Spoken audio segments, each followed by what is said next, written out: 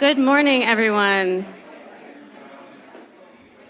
Welcome to the Center for Strategic and International Studies. I'm so delighted to have you here with us today and delighted to have those who are all tuning in online for this very important discussion of the launch of the United States Guidance for Online Platforms on Protecting Human Rights Defenders Online.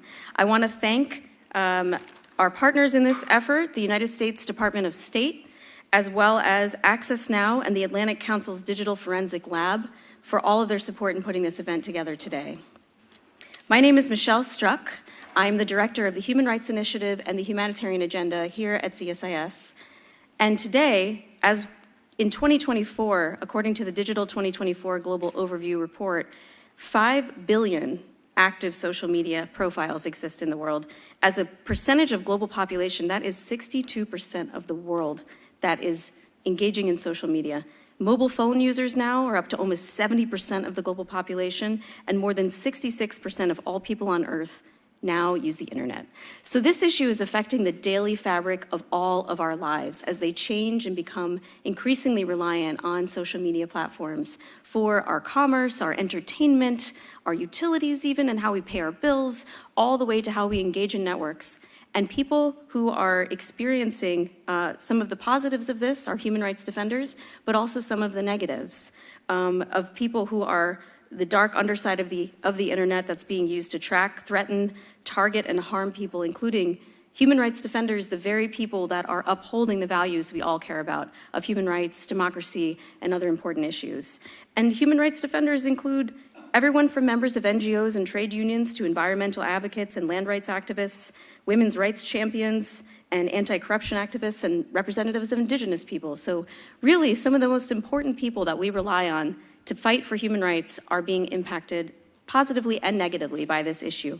So it couldn't be more important than it is today to have this discussion, and I'm really glad you decided to join us. For those who are watching online in the room, we have the recommendations listed online on here on the screen, and you can also use your phone to scan the QR code if you want to look at the full report. For those following online, you can also access that to see. I'll give a couple announcements, just that if there's any emergency, the emergency exits are right behind you and the bathrooms are down the hall. Again, it's my pleasure to be with you here today, and I will now introduce the special guests that we have here that are going to share with us some important thoughts. So first we will have remarks by Kelly Razook, who is the National Security Council Special Assistant to the President and Senior Director for Democracy and Human Rights. Kelly currently serves at the White House National Security Council as Special Assistant to the President and Senior Director for Democracy and Human Rights. And prior to this, she was Acting Chief of Staff and Deputy Chief of Staff for Policy for the U.S. Ambassador to the United Nations, Linda Thomas Greenfield.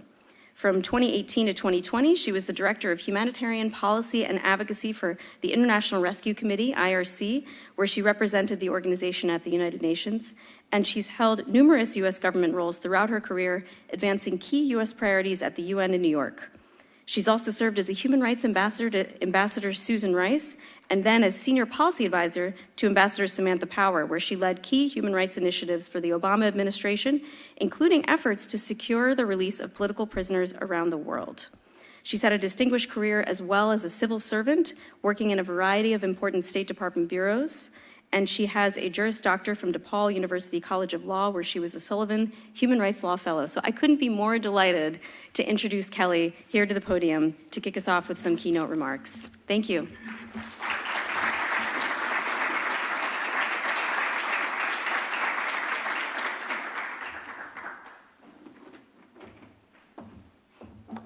Thank you so much, Michelle, for that introduction. And thanks to all of you for being here today. It's such an honor to be at the Center for Strategic and International Studies. It's my first time here, and I'm so thrilled to be in the room with experts from civil society, from technology companies, from governments, and to host this launch in partnership with Access Now and the Atlantic Council's Digital Forensic Research Lab. Technology, as Michelle said, and as all of you know, has fundamentally transformed the fight for human rights around the world. Online platforms enable activists to mobilize and share information more quickly and more widely than ever before. But at the same time, human rights defenders across the globe too often face technology-facilitated threats and attacks, such as targeted surveillance, censorship, and harassment. These attacks can also move from the digital to the physical world. The misuse of commercial spyware, for example, has been linked to arbitrary detentions, disappearances, extrajudicial killings, and transnational repression. A woman was physically attacked and sexually assaulted for her advocacy, highlighting the growing hate against LGBTQI+ people online. A reporter focused on exposing acts of corruption was murdered at a car wash after being targeted by commercial spyware. And these are just two of the stories. Last week at the 3rd Summit for Democracy in Seoul, the United States convened a high-level side event focused on the misuse of commercial spyware. And the reason we highlighted this at the Summit for Democracy is because it's both a national security and counterintelligence threat, but it's also a very real threat to democracy. My colleague Maher Bitar, who serves as coordinator for intelligence and defense policy at the White House, and I co-moderated a panel at the summit that brought together ministers from countries, journalists, civil society, and private sector experts like representatives from the investor community to discuss the importance of exposing the misuse of commercial spyware and protecting human rights defenders. The journalists talked about the fear they had, not only for themselves, but for their loved ones who faced profound risks to their safety and security. Their comments reflected what I've heard over and over again as I've had the honor of meeting with heroic journalists and human rights defenders from around the world who have been victims of online attacks. They've described the chilling effect that commercial spyware intrusions have had on their ability to continue their reporting and their activism. The isolation they faced from colleagues and counterparts who now fear any contact with them. One prominent Russian journalist has publicly described an intrusion by commercial spyware as feeling like she was stripped naked in the street. Online attacks are all too often gendered as well. Around the world, an estimated 85% of women and girls have experienced or witnessed some form of online harassment and abuse. Indeed, gendered information manipulation and non-consensual synthetic content are frequently designed to silence and suppress women, political and public figures by forcing women to self-censor or limit their online activity. The growing access to and use of artificial intelligence further exacerbates these harms by expanding the speed and scale of intimidation, manipulation, and synthetic content, including non-consensual intimate images, facilitating highly targeted and pervasive surveillance, and enabling enhanced and refined online censorship. The companies and civil society organizations represented here know these harms all too well. Many of you have reported on the insidious tactics of nefarious actors that use online platforms to target members of civil society, journalists, and activists. Addressing these threats is critical, not just for the individual survivors of attacks, but it is also a global imperative for the defense of inclusive, representative democracies. The United States government remains resolute in our commitment to address these harms. As President Biden said at the 2nd Summit for Democracy, we must ensure that technologies are used to advance democratic governance, not to undermine it. The United States helped develop this guidance that we are launching here today for online platforms to support governments, civil society, and the private sector to come together to fight back against these human rights abuses. This platform guidance is part of a whole-of-government effort to, as Secretary Blinken explained last week at the 3rd Summit, to build an inclusive, rights-respecting technological future that sustains democratic values and democratic institutions. Last March, the President issued an executive order prohibiting U.S. government use of commercial spyware that poses risks to national security or has been misused by foreign actors to enable human rights abuses around the world.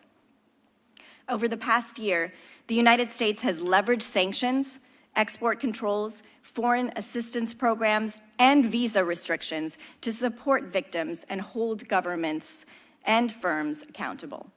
We've built a global coalition of countries committed to this cause. In fact, last week at the summit, in addition to hosting the side event that I just mentioned, we also announced that 6 new countries would join the joint statement on efforts to counter the proliferation and misuse of commercial spyware, adding to the inaugural 11 countries. Additionally, the Cybersecurity and Infrastructure Security Agency at the Department of Homeland Security has been partnering with many of the organizations and companies in this room to protect high-risk communities, including civil society organizations and human rights defenders, through their joint Cyber Defense Collaborative. And at the first Summit for Democracy in 2021, the Biden administration launched the Global Partnership for Action on Gender-Based Online Harassment and Abuse, which brings together governments, international organizations, civil society, and the private sector to accelerate progress towards safety and accountability for women and girls online. One thing we know to be true is that we cannot do any of this alone. We need the expertise of civil society actors, the private sector, and online platforms. Today's launch is a starting point for these important conversations that will take place going forward as we look to continue to strengthen these partnerships. Thank you for your time today, and we look forward to the conversations and the work ahead to address these critical issues.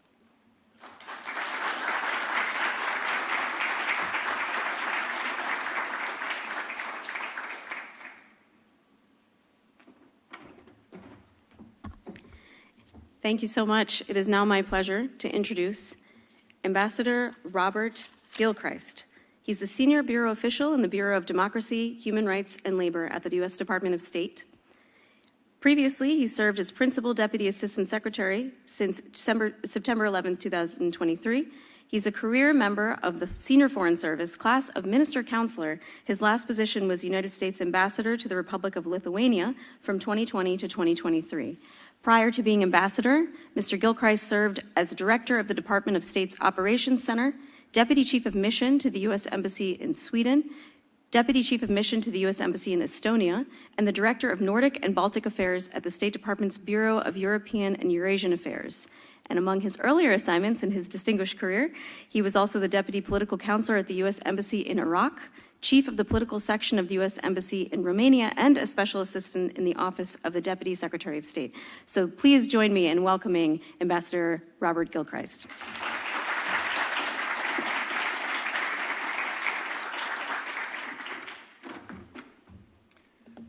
Well, thank you, Kelly. Thank you really to all of you for joining us this morning as we officially launch the U.S. guidance for online platforms on protecting human rights defenders online.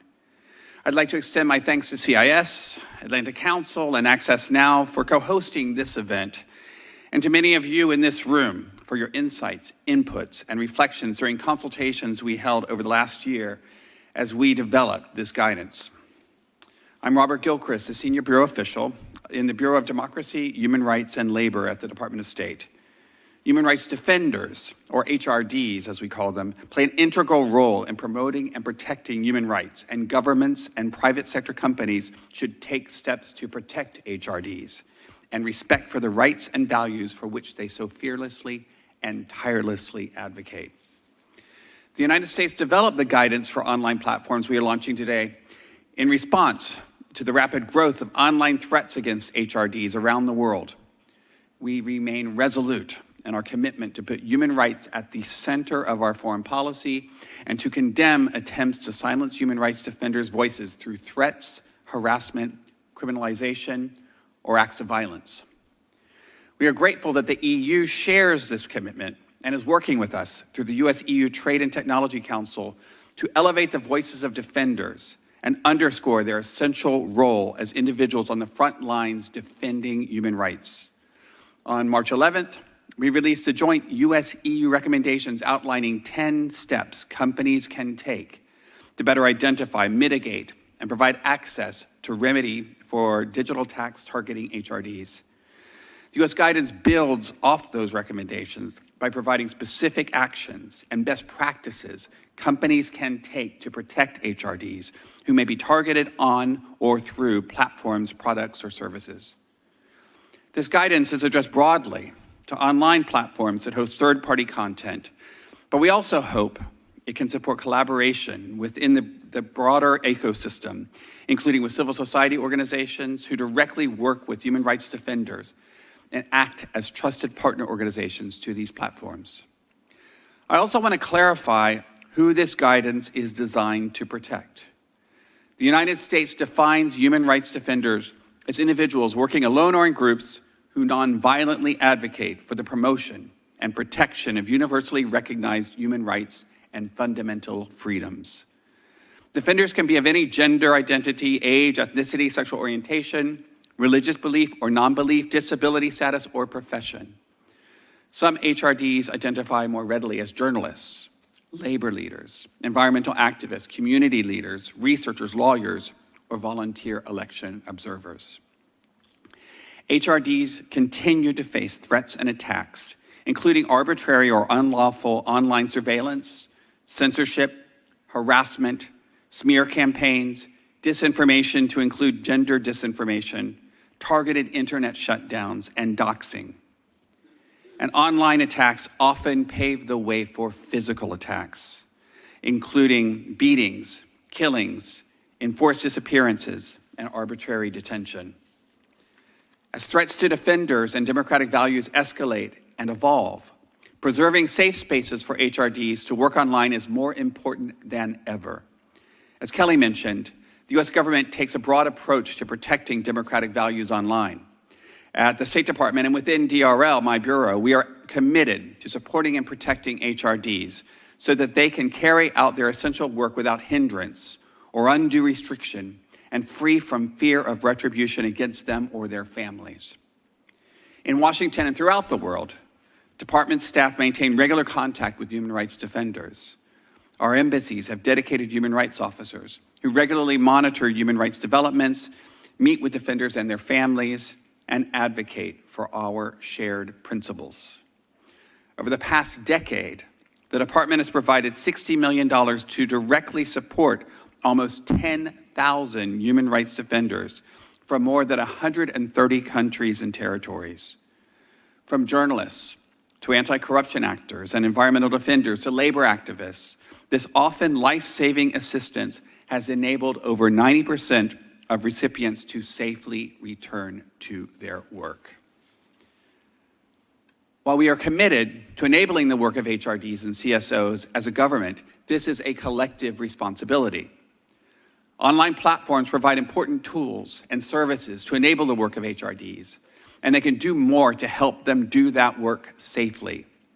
As companies, they have a responsibility to respect human rights in line with UN guiding principles on business and human rights. We hope our guidance, which was developed in consultation with HRDs, civil society organizations, and platforms, many of you in this room, we hope our guidance will provide companies with a blueprint of actions they can take to better protect HRDs. We ask that you adopt and adapt the recommendations in this guidance to improve your own policies and processes. Thank you to our esteemed panelists for being here today and for sharing your perspectives on opportunities for continued collaboration. Collective problems demand collective solutions. And I am heartened to see so many stakeholders engaging with us today. We are all partners in this effort. Thank you so much.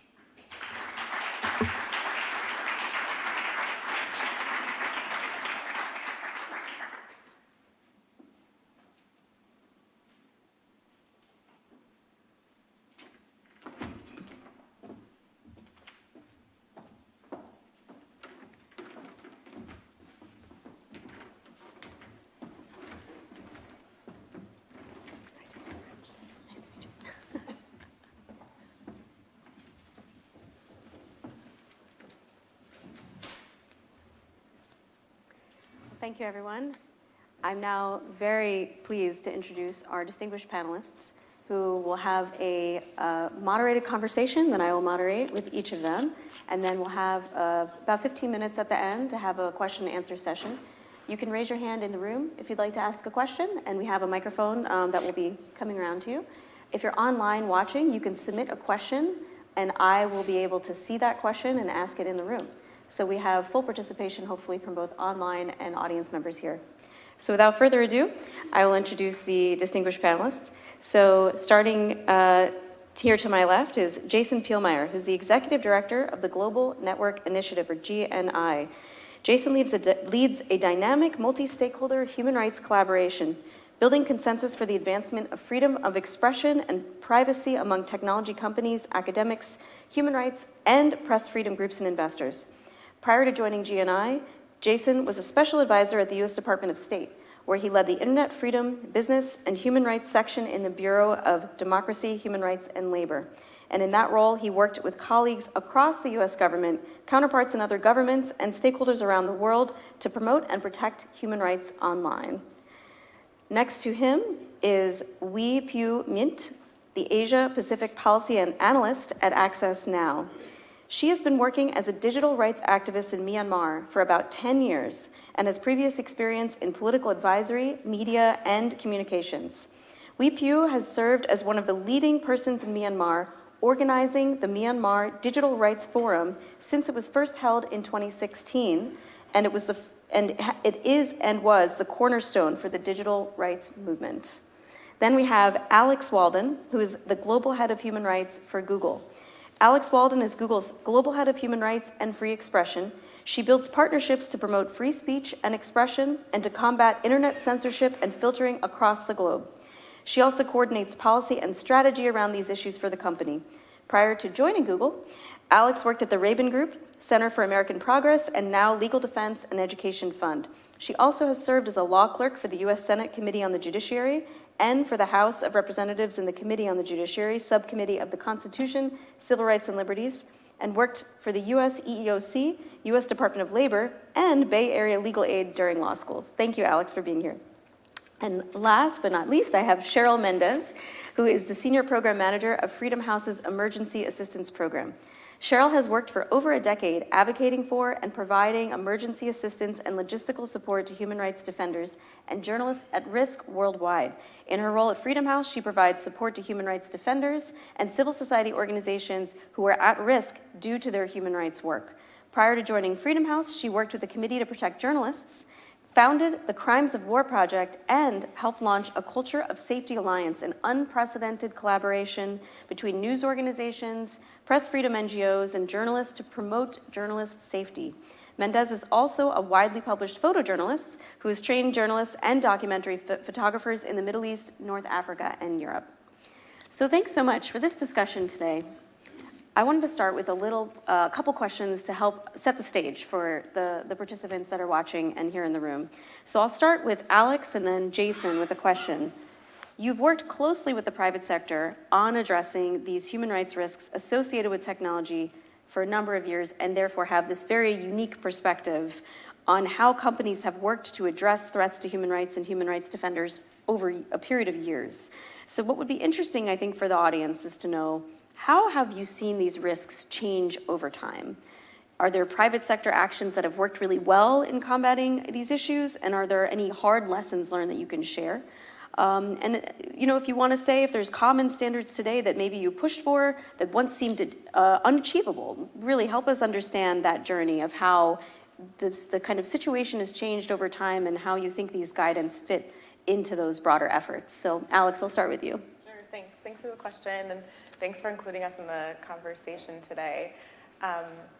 It's a great question because I think what's happened I've been at Google for now almost 9 years, and when I look at what's sort of how the industry has changed, how technology has changed over that time, and sort of the way the ecosystem of civil society has coalesced around these issues. So sort of we're still dealing with permutations of the same thing, right? There are people who are trying to defend human rights and exercise their human rights, and there are bad actors, governments or otherwise, who are targeting them and trying to stop them from doing that good work.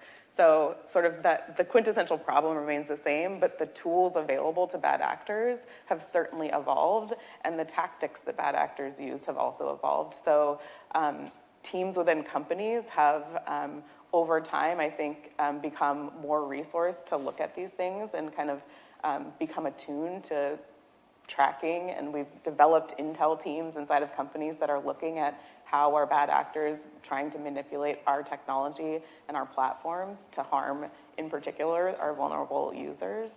And I think companies have also sort of made more efforts to engage with civil society to understand exactly how the problems are manifesting and how they look different in different places around the world and different in the same. And so ultimately, like, yes, and also we have AI and generative AI, and these things are, again, morphing the ways in which people are using technology to abuse rights defenders. So all of those things are changing, and still the fundamental problem is the same, that how do we kind of collectively work together and to understand how problems are evolving to fight back against them. But it's constant, right? The threats are evolving, and so our response to them has to evolve at the same time. Jason, love to hear your thoughts. Yeah, thank you, Michelle, and thank you to CSIS for hosting, to the State Department, Access Now, DFR Lab. And to everyone who did the hard work to put these this guidance together. I think it's really a wonderful set of principles, and I think it will have a really sort of meaningful and important impact. So kudos. To the question, and building off what Alex said, I think it's worth taking a step back, in part because I do think these principles really build nicely on a foundation of work that is, in some ways 20 or more years in the making. I think for the purposes of this conversation, it's worth kind of starting with the UN guiding principles, which were developed in a really creative way by John Ruggie, who was the special representative for business and human rights at the time, to Secretary General Kofi Annan, and then sort of carried out a multi-year, multi-stakeholder series of negotiations that produced the Protect, Respect, Remedy framework, which we now know as the UN Guiding Principles, which were endorsed unanimously by the Human Rights Council in 2011. And that framework really kind of was a pivot point in that it created a foundational shared understanding of the respective duties of states and responsibilities of companies, highlighting, in addition, the importance of remedy. The GNI principles were negotiated in parallel to that process, and in fact, John Ruggie had an advisor who was embedded in the GNI negotiations, so there was a lot of crosstalk at that time.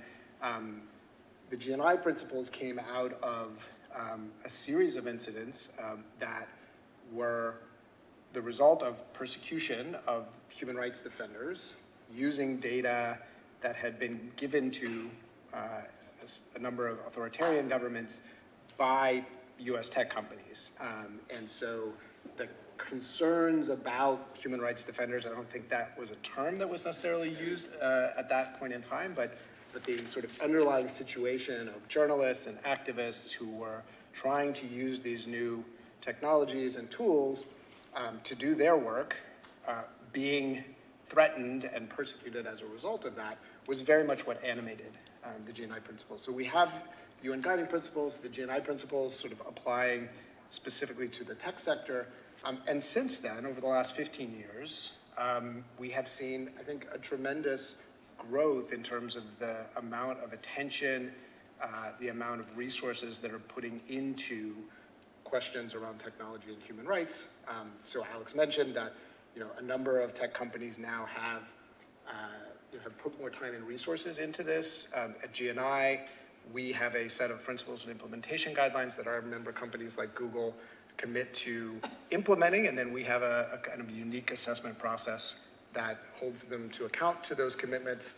At a very high level, those involve creating a human rights policy that applies across the company, embedding that policy through dedicated staff and trainings across the relevant parts of the company, having senior level oversight of that work, creating appropriate escalation channels, putting in place the human rights due diligence processes that are needed to become aware of and be able to respond to human rights risks, including with respect to defenders, and then having appropriate remedy and transparency throughout. So that framework, if it sounds familiar, it's because it's very similar to the one that's in these guidelines, and I think that is a really sort of helpful way to structure this, because it takes advantage of what companies have already been working on now for over a decade, and sort of hits all of those sort of points.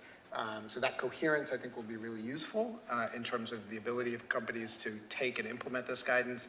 It will also help civil society organizations and advocates on the outside who are already familiar with these frameworks be able to advocate and hold companies accountable in a more consistent way. Thank you. Thank you both for this really great overview of how we ended up here and how these principles are these guiding principles are such an important practical step forward. So I want to take it now to Weepu. You have such a unique perspective on these issues, having worked as a human rights defender in Myanmar and also for an organization that specifically is geared at helping other defenders. So I'd love to hear a little bit about the context that you are working in, and then kind of, if you could take us on a sort of a hypothetical, if there were a human rights defender today in Myanmar who suddenly began doing what's happening to many human rights defenders, receiving threats, being doxxed on several platforms, what steps could they realistically actually take to try to protect themselves? And then when you move to the platforms, what are the most urgent types of threats that you see that platforms need to have processes to address when you come from that on-the-ground perspective? Thank you. Thank you so much for having us today. I'm here, not just as a team member of the SS Now, I'm also here as a human rights defender from Myanmar. So yeah, just to give you a brief background, for many of you who might not necessarily well about what is going on in Myanmar. Basically, currently right now, we are, over 3 years now, people in Myanmar tirelessly resisting military coup, started 1st February 2021. But on a daily basis, what we have been seeing on the ground for these over 3 years is this pretty much people in Myanmar are facing the worst forms of human rights abuse, atrocities, committed by the military. So on a daily basis, what we have been seeing is airstrikes, dropping bombs, on the civilians areas, towns, and many of the villages has been literally the whole villages has been wiped out, after being burned down. Even this morning, when I was on the way, received the message, one township has been basically kind of now on fire, and the internet has been shut down, and etc. So those are the kind of a daily basic, what we have seen about both online and offline as well, and also people has been killed, arbitrary detentions, and etc. Those are on a daily basis, we have been seeing. And when you look at about online as also the same as well, internet shutdown, it has been militaries basically shut down internet since the day one. So currently right now, when we are speaking, over 80 townships, that means almost more or less 1/3 of the countries doesn't have the internet at all. So some of these townships, around 30 townships, it has been over 2 years, doesn't have internet. And also in some area, they not necessarily just internet, and also mobile communication has been shut down as well. And then and also the other side, tons of websites, including all these social media and messaging platform has been blocked. It has been almost 3 years now. And then even the use of the VPN has been banned in Myanmar.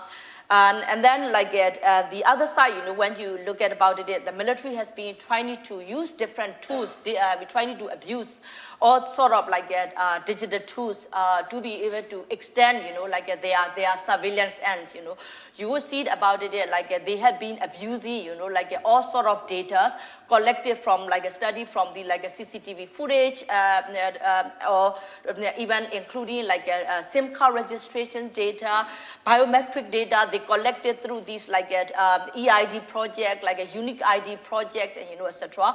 So they have been abusing, to be able to all sort of these data to be able to kind of do a mass profiling, to be able to identify these individuals, to be able to trace, where these people are exactly, and then what they are doing, and etc. To be able to monitor their online activities, to be able to monitor their financial transaction, and all sort of violating all their privacy, and etc. So that is also we have been seeing on a daily basis as well.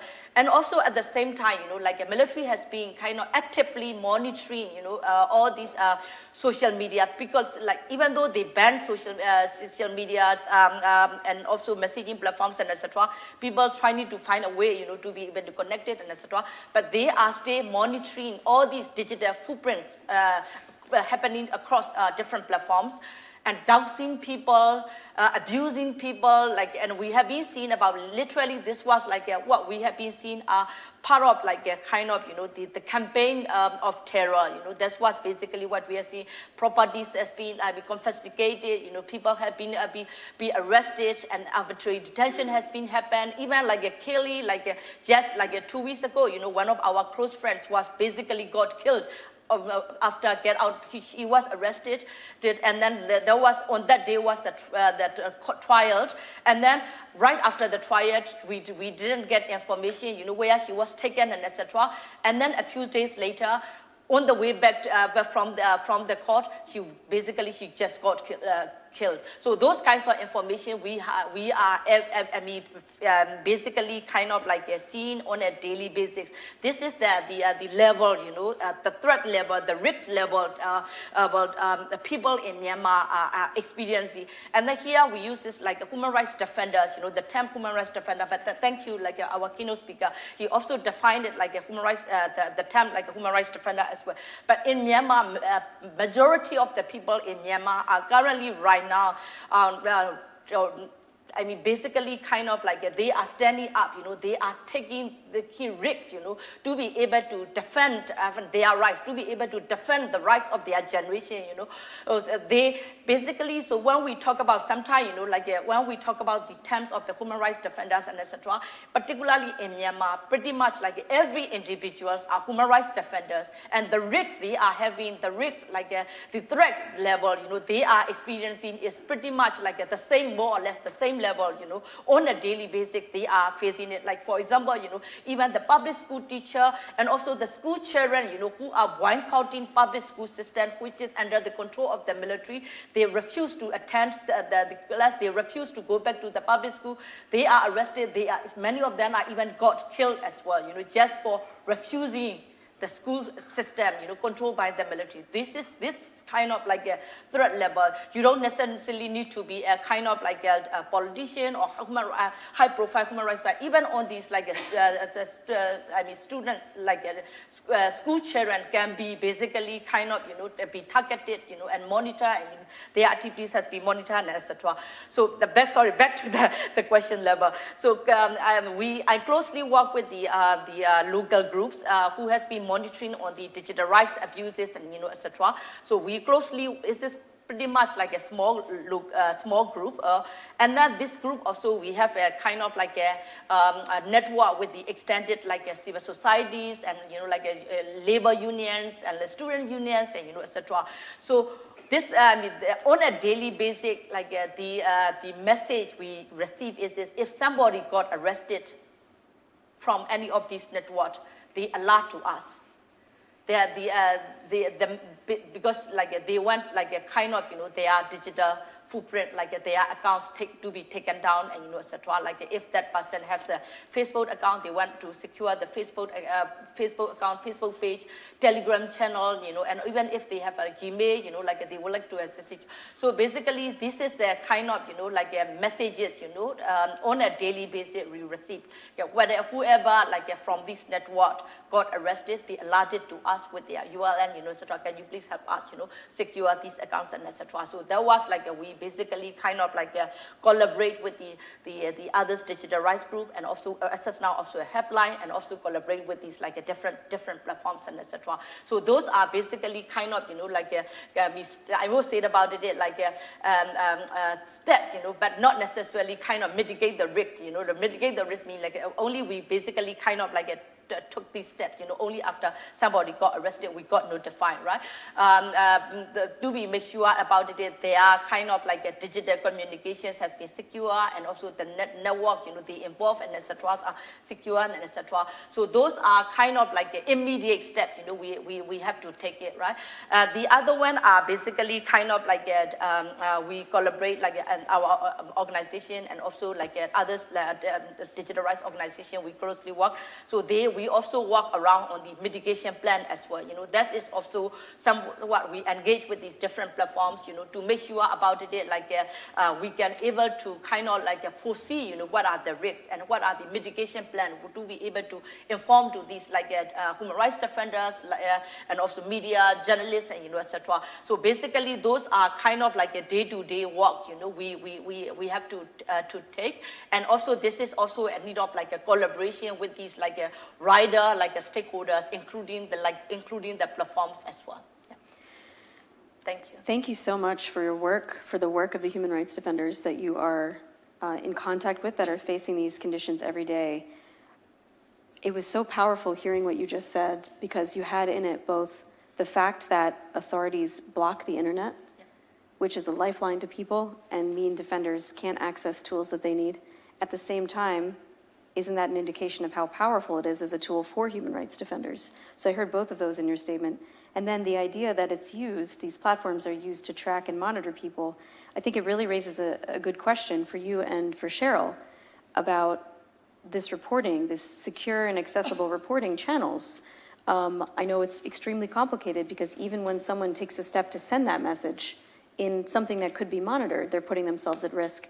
So how are there lessons that Freedom House and Access Now can share with platforms on the steps that they can take to develop these secure and accessible reporting channels, which will support human rights defenders when they're facing harms in the places that they're defending human rights? So maybe I'll start with Cheryl. Sure. I think, one of the steps is to consult and co-create with defenders and others who are affected. That would also speak to accessibility issues, right? So, when a platform understands what the operating environment for a defender is, how they're able to access any type of channel, but also when they've accessed channels in the past to report abuse or abusive language or threats, have they gotten a response? Defenders and others are trying to understand, and there should be greater education and training about what is the life cycle of reporting. What will happen if a defender or anybody does report something? What are the stages? Can they expect? Because often what happens is that defenders and others, they experience what American Bar Association's Center for Human Rights and many others have said is like blagging fatigue. So that's overwhelming. And also, when they're documenting these threats, if there was greater information on how to document threats, what to document, and also across social media platforms and companies, if there was a better kind of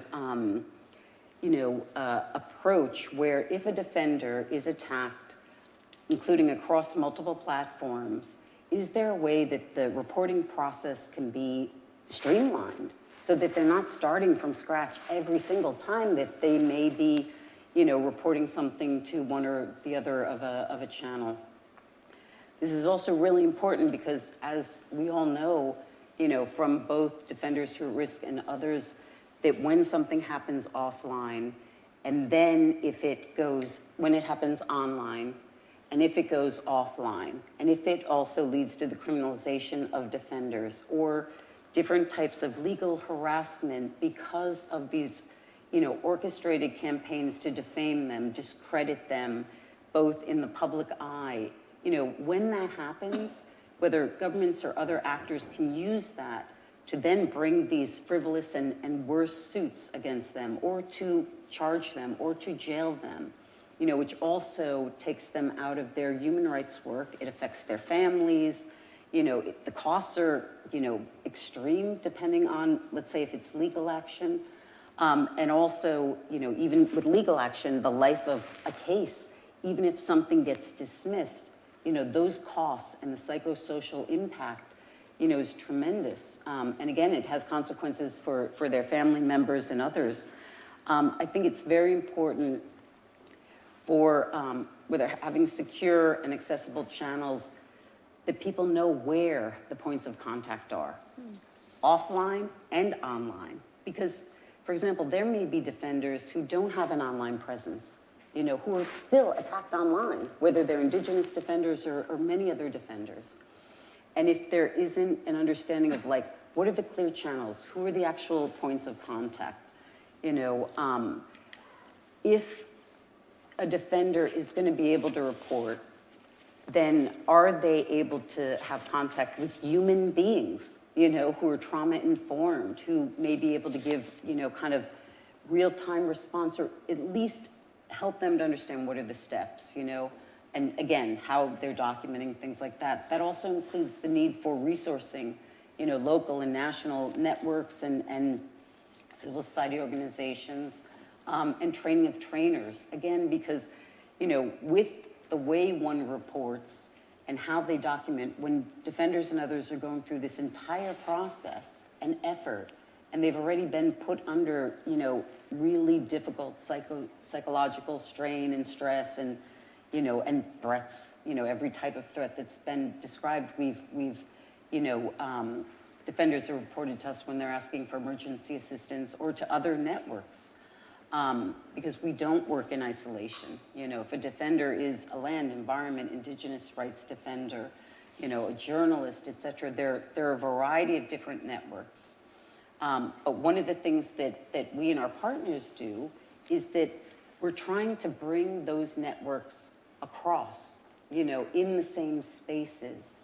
It's both for the reason that it's very difficult when you're constantly contacting different types and different sources and all of that for help and to kind of work together to provide support for defenders, but because each one of these areas in the broad diversity of human rights work, it literally is cut and paste. I mean, I used to work at the Committee to Protect Journalists. When I came into working in a more broad on human rights defenders, it was the same thing. I was like, they're using the same tactics, the same approach, like you'd mentioned, it's the same scenario, except the tools and other things are more in cities quicker, you name it. But I think it's also important for social media companies and others, all of us, to understand when defenders take kind of preventative measures or precautionary measures, which include self-censorship, right? Which include leaving, including into exile, leaving the human rights field in its entirety sometime. And I bring this up because it's important, because that will inform how you think about safe and accessible, secure channels, because it depends on that. How do you respond? What is the manner of response? How quickly or efficiently, and all of that. But if there is no response, then this is what happens. Defenders leave. That's a problem. And also with their families, because often, as was mentioned, I mean, the families are attacked. They're threatened with kidnap, and it's not just threats. Like, we've seen, I've literally been working in this field between CPJ and Freedom House for 12 years or more, right? And, threats of abduction happen. Everything that everybody said, including with the keynote speakers and all of that, I can name, every single person that we've dealt with and what country, what context, you name it, where these things are happening in, and how it's evolved in the way it's happening, as well as you'd mentioned, the evolution. One of the other things about accessibility is, including, for example, persons with, with disabilities and defenders who are working in this space as well, and other marginalized communities, when you're thinking about different reporting channels and how a person would access them, And then I would also say that one of the things that defenders have brought up, and I think it's really important, and I wrote it because I want to make sure that I express this, but they want to understand and they want guidance from social media companies and protection groups and all of that, for example, if they experience online abuse, their hateful speech, etc., what do they do if they block speech or they mute speech, or they report threats when they've seen, for example, sometimes when they've blocked it, that threats accelerated or escalated, right? When they've muted it, then they may not have access to something that they need to monitor in order to document and report, right, what's happening. And then also, when they report threats, if they don't receive a response, then what do they do if, in fact, it takes time and they won't receive a response in a manner that they would need or in time that they would need? But there could be advice. These are some of the things that you can do, right, along the process. And it's also, again, about training and resources, because often defenders who are subjected to these type of threats and hate speech and things like that, they may need colleagues and other trusted, people, or in their networks to monitor these things for them, right? So they need this kind of education, and these trainings and trainings of trainers. It's almost like everything that, Access Now and other groups in the protection landscape, whether they're frontline defenders or American Bar Association's justice defenders or many others in all of these different networks, the processes and things that have evolved in these networks, including working collectively, that's something that social media companies are going down that road, but there's a lot to learn from what are the lessons from these networks, and particularly at the local and national levels, and also consider when defenders may be not near capitals, that are in remote situations. What are the challenges then, if they're deep in a context where they may be at risk, So I'll just, that. Thank you. You've presented such a rich picture of the tensions and that people are facing when they're trying to report. And the networks that are supporting them, and the kind of common theme I heard was certainly the idea of having common processes from the platforms to be able to understand, well, who's the point of contact to go to, and online and in person, what do they do? I wanted to ask Lee if you wanted to add anything to this picture, especially when it comes to what platforms are able to actually do that human rights defenders on the ground need that would help them as they try to do this. Yes, definitely. I agree with it. The channels and like a contact point and etc. Those are quite essential.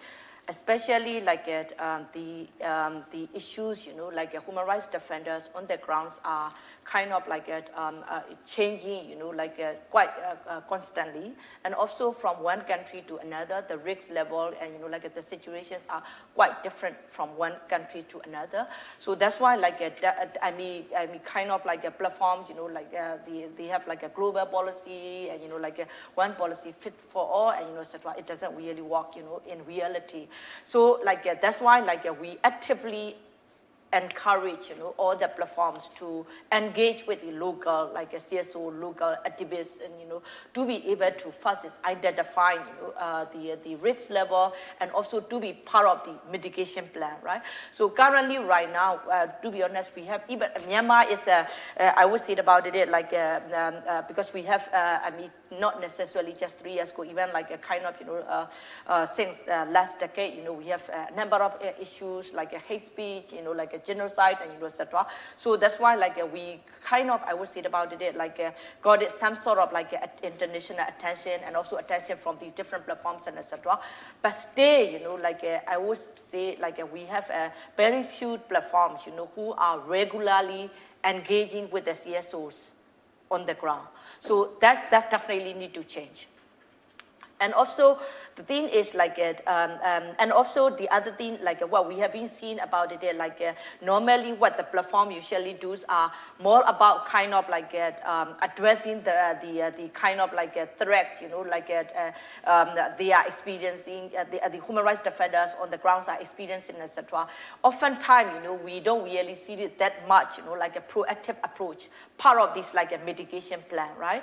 So that is also definitely like the area we would like to see it like a much more progress as well, and then like the other one like even this one of the recommendations about like exchange of like information, that's I see about it also quite key as well. Like for example, like the exchange information, often time to time, when we trying to engage with these different platforms, local organization, they all like who has been monitoring like online content and etc. They flash these issues, oh, these are the bad actors, these are the issues, these are the kind of like links and etc. Right? They say but they also have a limited capacity as well. But sometimes like this the information flow is always kind of like one-sided, right? Like we feed this information in, we give this information in, but oftentimes we don't really know where this information is going. It literally kind of like a drop in the black hole, and then how this information will be kind of like taken into the consideration by the platforms. How this information will be kind of reflected in the policy change and etc. We don't have these kinds of information, and also often time to time we don't really see that kind of like reflection as well. So and also at the same time like there are a lot going on, like the different platforms that they have like they are kind of like investigations and etc. So I think like these kinds of like exchange in information with the CSOs, what they see on the ground, and then what the platforms see on their platforms and etc. These kinds of exchanging information, I see about it will be quite like a regular basics of exchange information will be quite useful, especially for these the CSOs who are working on the protection part, like including digital security and physical security and etc. At least they can foresee what is going on the platform as well. Who are the bad actors? Sometimes these bad actors are not necessarily within their own country territory, right? They have linked to the Russia, they have linked to China, they have linked to the other countries and etc. This like a platform set this information, right? So the CSOs, local organizations who are working on the ground, having this knowledge, having this information, is this quite kind of like I've seen it about helpful, in their consideration, in their like educating, their network, their public, and etc. So I would say it about it like we also would like to see it about it more kind of like a change of like the information in the future as well. Definitely like regular engagement. I think that's kind of like pretty much like a soft. Most of can be able to solve like most of these issues. Yeah. Well, thank you. I want to definitely get to some of the really important questions that you've raised and give Alex a chance. If maybe you could help walk us through a little bit of from an example of a platform, how do you look at these reports when they come in? Kind of what do the processes look like when you think of what message you want human rights defender to hear about how Google does it? And in that sense too, what factors go into deciding how you kind of structure protection mechanisms? That behind the scenes might be really helpful for people to hear. Yeah, sure. And I know this is something we have long talked about. I think there is a lot more work to be done between the platforms generally and what information sharing mechanisms might look like. There are obviously lots of challenges around privacy and security and our ability to validate information before we share it out, but obviously we know it's useful to those who are working on the ground, and so certainly lots more opportunity to think about what's possible in that space. But sort of just to back up and talk about sort of how we think about these issues and how it sort of fits into the structure of the company, because to Jason's point, like it's a big global company with a lot of people and a lot of teams and a lot of product surfaces, and so how do we make sure we're paying attention to the issues that are coming up in Myanmar, across Latin America, across all regions of the world, right?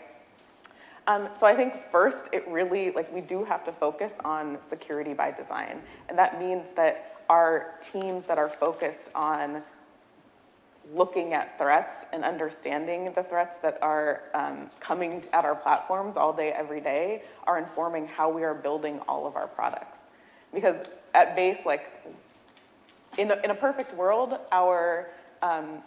the way that you flag an issue in a product that any user around the world would flag an issue would also solve the problems of our most vulnerable users. And when you design for the most vulnerable users, then you're also solving problems for everyone. So anyway, that's sort of why security by design is so important, and I think why when we do that, it sort of helps us get a little bit closer to solving these problems. But obviously, like, in addition to building security into the products at their foundation, we think about what are sort of specific features that some particularly vulnerable users might need. And so that looks for us like in-product features. Anybody that has Gmail might have received a notice that says, it looks like you might have been targeted, and you'll get a notice from us that says you may have been targeted. We may not have a lot more information we can share with you, but that's a flag to someone that they might be being targeted, one, and then we also provide them with some links about ways to check the security on their account and some other resources. So making sure that people have resources to do some of those checks themselves. And then we also spend time thinking about specific products that might be useful to groups that are being targeted online. And so we have things like the Advanced Protection Program, which is a super secure version of Gmail that we sort of have engaged with journalists and rights defender organizations, as well as sort of like candidates that are running for office, because we know they are also likely to be attacked. So making sure that those groups of folks have access to this tool. And it's not just sort of individual accounts, it's also sites. And so we have a program called Project Shield, where we provide additional security to sites that might be subject to DDoS attacks or other things like that. So really investing in additional tools that we know people might need. And then, obviously engaging with stakeholders is something we have to continue to do to make sure that we are understanding how the threats are evolving, and that needs to feed into the structure, the programs, the process, and the teams across the company that are working on these issues. And that really runs the gamut, again, from engineers and product developers to trust and safety, who are writing the policies and enforcing the policies, and our public policy teams who are doing advocacy around things like fighting internet shutdowns and making sure that there are adequate protections in place around censorship and privacy. So that sort of, companies need a comprehensive approach, and it has to be built into the way you build products, and then also that you have processes and policies in place. And then, of course, having particular mechanisms for rights defender groups to come directly to your human rights team. Companies should have a human rights team, and that when they don't, that it doesn't make it perfect, but I think if you don't have that, it sort of means that you don't even have a way for the company to begin to understand how they have a responsibility to address these issues, and kind of to start thinking about how to do that in concert with the other stakeholders. Thank you for that really fascinating answer, and it's definitely a lot to think about in terms of how big of an issue this is across how many countries, including here in the United States, and how you have to respond. I wanted to ask Cheryl a little bit about some of this question on kind of, as we're thinking about what platforms need to do, what kinds of teams and human resources they have in place. Some of the most dangerous threats to human rights defenders often rely on these coded language or images that basically might bypass detection from automated systems or even human reviewers who lack the knowledge of local languages, context, slang, symbols, things that people can't find if they don't have that very localized information. So Cheryl, can you tell us more about how you've seen this issue arise in your work with human rights defenders around the world? And then specifically, how can platforms, taking what Alex said about needing to communicate more with stakeholders and engage different teams, how can they engage civil society and others with that kind of contextual knowledge to build that up and then, bring it into, I think, not just the human rights teams, but also, as Alex mentioned, people designing products and features for companies? So coded speech, whether hate speech or otherwise, is very contextual. And one of the things that's really important, as has been said, is that companies have a physical presence, a field presence, or they also have teams on human rights, but also linguistically, teams that understand historical narratives, historical violence, teams who also understand and can monitor political language and political histories, cultural, et cetera. Because one of the things is that, one of the difficulties is when speech doesn't seem direct, that it's a direct, targeted attack, then often this not only doesn't get reported, but it's not seen as something that could lead to offline violence or other types of violence. And without understanding the local context, without understanding language and how it's used, and different expressions, or different allusions to, without that, then there is an understanding of like, this is a direct threat. And also often this use of indirect, types of language, like basically talking about the longevity of a defender's life, saying that something should be done, wishing that something would, befall them, dehumanizing them. I mean, we've had many reports from defenders where they're basically not considered human, first of all, that they're a virus, et cetera. But again, referring back to, in some contexts, language that's been used historically during political violence, for example. But also, on language where defenders, it may call into question their gender, language which also, accuses them of corruption, and criminalization or belonging to different criminal groups and things like that, because that also then leads to threats in the legal sphere, jailing, things like that. But also on the other part to your question about how platforms can inform, and build their contextual knowledge, I think the thing is, as been mentioned, I mean, functional, interdisciplinary, different types of teams, and also, kind of focusing on an abuser approach. Because defenders, that'll kind of decrease the burden that's on defenders for them to flag and, flag content, et cetera. But it also, because of the phenomenon we were talking about earlier about flag fatigue, but I think that, as was mentioned, besides having human rights experts, having, people who are experienced in journalism and political contexts, that also helps to unearth some of these type of nuanced threats or coded threats. But also, getting away from these kind of standard lists of hate speech, right? Or certain types of vocabularies that are used. As was said, it's not a one size fits all. So there are different types of known speech that may be considered hate speech or otherwise. But if we just stick to those, then we're also dealing with speech which might be invisible and not measurable, because we don't even know it exists. But within the local context, defenders and others do know it exists, and they also constantly flag it, but it's not seen, again, as, well, that doesn't really rise to the threat level of a direct threat. But in that context, it does, including, what defenders are called. In certain contexts, if a defender is called a criminal, or an enemy of the state, or a variety of other things, that is, a means that often these orchestrated or kind of campaigns against them, get activated. And then the catch-22 is that defenders and others are so overwhelmed by the number of whether posts or whatever it is, that not, one individual can't reasonably, handle that, nevertheless report on it, so that's... Yeah.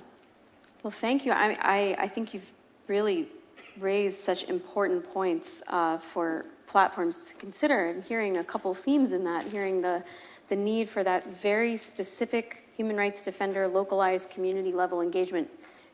And perhaps you're mentioning with people that are actually marginalized themselves, vulnerable people. I know that even in the U.S. context, you may have a majority group that, like you said, they can list names of common hate speech indicators, but they don't experience it themselves every single day in a way where they understand exactly what that insinuation means or exactly what that symbol or kind of allegory or illusion means. So I think that I'm hearing that, and also an opportunity for platforms to look at those patterns in reporting to figure out what is not rising to the level, but maybe is exposing an emerging trend. And that's something it sounds like they need local people to help navigate. So yeah, go ahead, Alex. I just wanted to chime in that because I think certainly at Google, this is something that we are deeply invested in. We have, our trust and safety team is global, and they do exactly this. They sort of, for hate speech policy in particular, they are looking at what are hate terms, what are thematic narratives that are coming up in the hate space and how those evolve, and trying to make sure we have taxonomies that are keeping up with the ways bad actors are dehumanizing and inciting violence, et cetera. So but it is a huge investment for companies. And, I see my colleagues from Meta in the room, they do the same thing. And I think really one of the things we need to think about are ways to resource the diversity of the industry, because it is something that certainly the big companies are invested in and could improve, but are deeply invested in. But how do we make sure that smaller companies that can have a really big footprint are getting access to this type of sort of intel from experts about what narratives exist and how you should interpret them in a particular context? That takes a lot of people resources that not all companies, in particular small companies, don't have yet. So I think that's an important kind of ongoing challenge for the ecosystem. That is a really important point. I think as we all definitely know that resourcing really can be the key between being able to solve and address a challenge and having it be a great kind of framework, but not able to be actualized. I want to turn to Jason with a question. I think, hearing this conversation, it's really easy to feel that, this could be an overwhelming problem, extremely complex. What can we really do? I think seeing these, guidelines, these recommendations in these clear categories harmonized with the UN standards is an important reminder that there are things that can be done and that are being done. But how do you really kind of monitor benchmarks to measure success? What does success look like in this space? I know GNI has established assessments for its members on their progress in implementing the GNI principles. So how do you think companies can start to benchmark their progress on improving human rights defender protection? And how can multi-stakeholder initiatives like GNI facilitate these processes? Yeah, thanks, Michelle. So this has been a really, really rich conversation, and I think the question of how do we sort of take this forward and measure progress is a really important one. So GNI has a framework. We've been for 15 years. So we're a multi-stakeholder organization. We have tech companies, not just sort of internet companies, but also telecommunications companies, cloud providers, infrastructure providers, all of whom sort of interface with free expression and privacy slightly differently, depending on the products and services they provide. But all of them have obviously, by virtue of being part of GNI, made a commitment. And that commitment sort of is broken down in the principles and our implementation guidelines into these kind of specific measures. And then we have a periodic assessment process that each company goes through.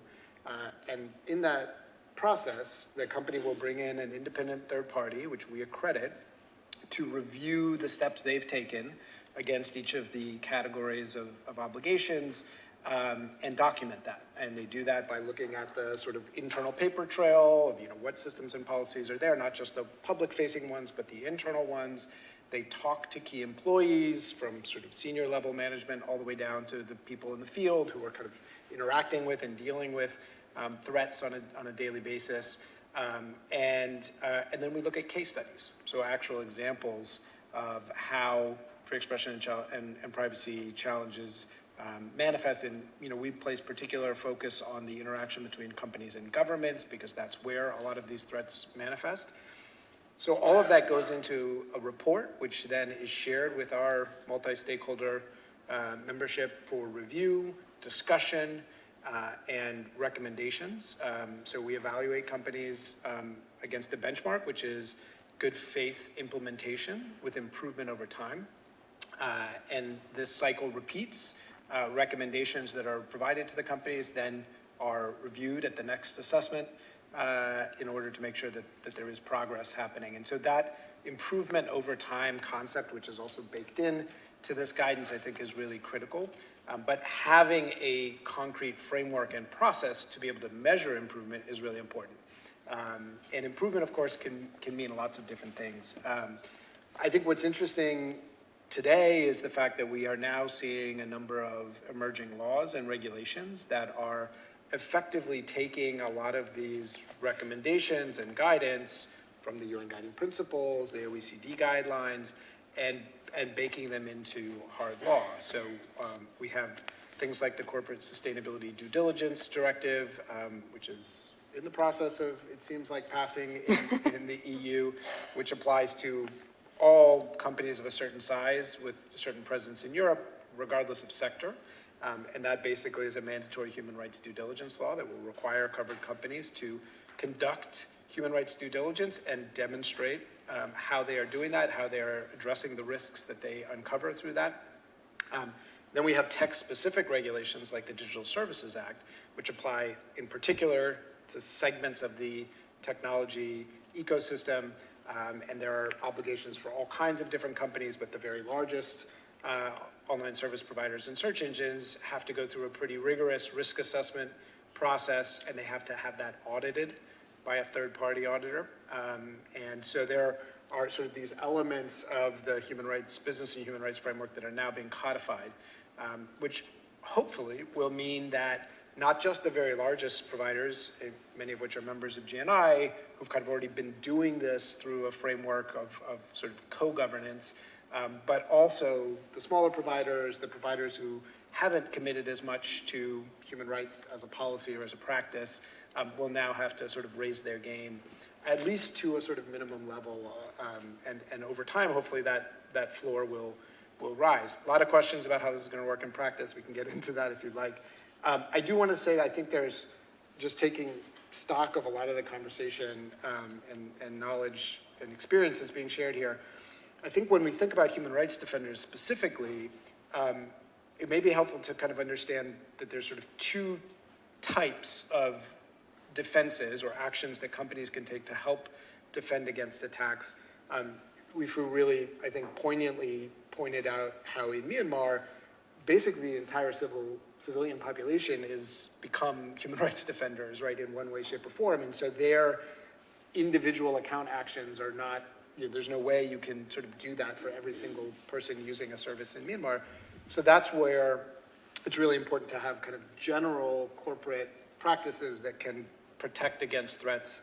And I think there is none more important in that context than end-to-end encryption, which is, a vital security and privacy measure that fortunately we have seen tech companies like Google and Meta taking steps to sort of mainstream across products and services. You really cannot underscore enough how important that can be for not just the sort of explicit human rights defenders, but just everyday people who might find themselves from one day to the next becoming a target. And that's not been, it's not sort of an obvious thing because there are a lot of governments and law enforcement agencies who see end-to-end encryption as an obstacle. Not just the authoritarian ones, but even democratic ones. So I wanted just to underscore that. And I think in general then, cybersecurity and information security, security by design measures, right? These are things that can apply across the board, addressing threat actors, right? And a lot of companies have been putting time and energy into understanding these threats because they're not just bad for individual users, but they're really bad for the product and service if they become, so pervasively influenced by these threat actors. So that's at the general level, and then we have the kind of specific projects or programs or mechanisms that can be made available to people who are known activists and known targets, right? So that's like Alex was talking about advanced protection and Project Shield, and there are a bunch of other programs like that. And I think those are really important for these specific actors, but they're never going to be available or useful or even really relevant to the general population. So I think as we think about measuring progress over time, it's worth looking at both the kind of systemic sort of efforts that companies can take and how those are progressing and how we're learning across the industry and across stakeholder groups about their impact, and then the specific measures and how some of those might become not just sort of specific to a particular company and a particular user, but can we kind of think about ways that across the industry these protections can be provided more consistently, because it was pointed out, I think really appropriately, that these threat actors don't just play in one space, right? And the threats migrate, as do the users, across different platforms. Thank you, and I appreciate how you talked about both sort of the systemic benchmarking level at companies of their realization of improvements over time, but also I think from the kind of activist or on the ground perspective, people can feel quite impatient for that gradual realization to happen. So I also appreciate that you talked about concrete things, and so did Alex, that are proactively happening to be able to address these. So in the interest of time, we'll definitely turn now to some audience Q&A. If you have a question in the room, please raise your hand. I will start with the first one online, and that way it gives you also time for more people to raise their hands, because I know sometimes there's a first-person effect if someone's being shy. So I'll start with a question from online that we received. Is there anything specifically around gendered online harms that's recommended, especially given the outsized harm faced by women human rights defenders? And the U.S. also just launched the National Action Plan on Business and Human Rights, and I also heard people discussing the fact that, again, gender isn't kind of specifically called out. Obviously, there's many vulnerabilities that would cause a person to be have this outsized harm, and gender is just one of them. But I was curious if there's any, anything specific on gender that anyone wanted to share about the guidance that could be applied to platforms. I think considering when someone is attacked because of their gender, also that they may be attacked because of their families, or their families may be attacked. What are the protective mechanisms that already exist, for example, through social movements, that work for the protection of women and other marginalized defenders who may be attacked because of their gender or because of hate speech remarking about their gender or otherwise.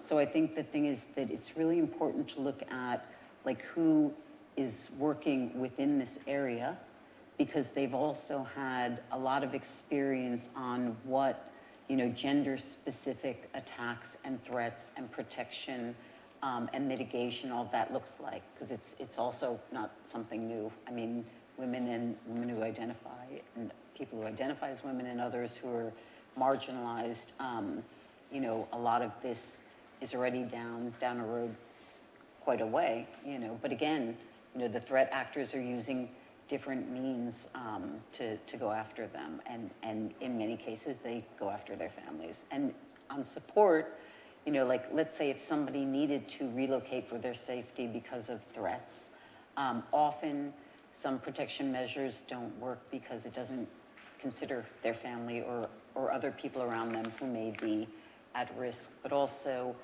protection also includes when someone may be at risk from their family, because of the impact of threats on them, or from their community, or otherwise. Thank you. I think it's really important as we're discussing this, as people think about the fact that the threats can emanate, unlike in a physical threat where someone's right in front of you, from really anywhere, and they can affect people that are in the person's family and network in addition to themselves. So thank you. Those are great points. Sorry, I would just also add the psychosocial impact. Because often, the threats also speak to denigrating the person, and their reputation, and calling, for example, let's say if it threats against a woman, calling into question, her womanhood or being a mother or otherwise.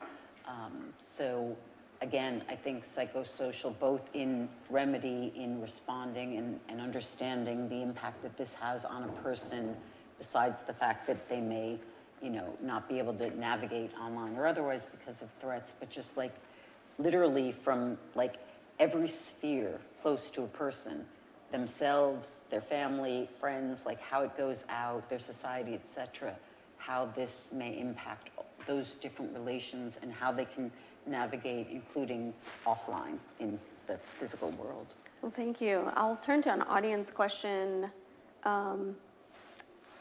Please identify yourself and ask your question. I'll start with you, and then take the microphone from Elliot. Thanks. Lisa Poggiali from USAID.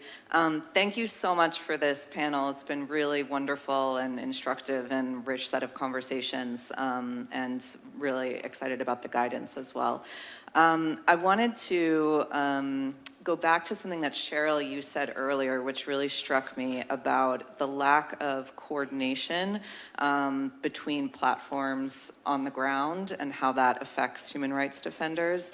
I've been traveling to different contexts over the course of the past year, and it's struck me that in certain spaces, civil society organizations will say, oh, we have a great relationship with YouTube, we have direct channels, but Meta, we can't get on the phone for anything. And in other places, it's like, oh, we can talk to, TikTok, but, we can't talk to Google or whomever it is. And so the lack of sort of coordination in different spaces is just so apparent, and across different geographies. And to Jason's point about, when there isn't coordination, then the threat actors will just migrate. And so the threats will migrate to the platforms where there's the least amount of protection.